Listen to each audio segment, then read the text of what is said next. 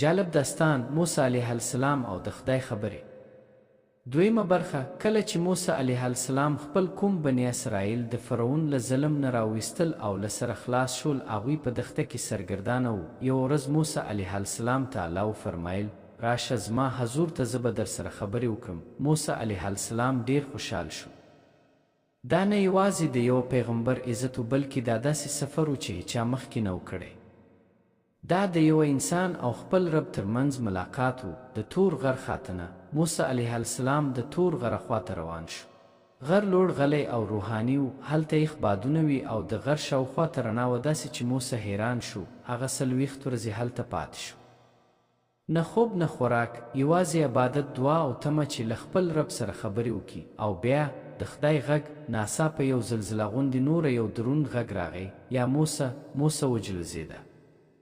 هغه پوښتنه وکړه، ربه زه غواړم تا وګورم. خو الله تعالی ورته وویل ته ما نشي لیدلی، خو وګوره هغه غر ته.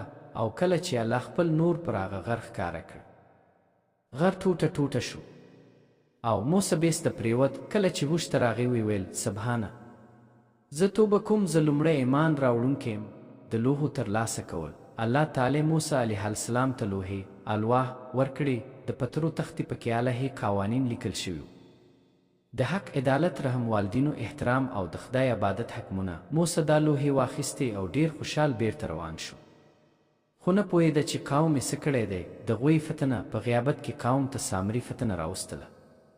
هغه یو زرین غوی جوړ کړ او خلکو ته یې ویل دا ستاسې خدای دی. خلک بې صبره شول. هغوی د موسی خبرداری هیر کړه او د غوی آباد ته ولاړ. یو قوم چې تازه معجزه لیدلې وه بیرته بدپرستۍ ته لاړ. کله چې موسی راستون شو، هغه ډیر غوسه شو. لوحې یې وغورځولې. خپل ورور هارون ته غوسه شو او قوم ته یې ویل ایا تاسې دومره ژر له خپل رب نه بېوفایي وکړه؟ خو بیا موسی خپل قوم ته ویل چې توبه وباسي. دوی ژړل، بخښنه یې وغوښته. الله تعالی بخښنه وکړه او موسی علیه السلام یو ځل بیا له الله سره عهد تازه کړ. Please subscribe my YouTube channel.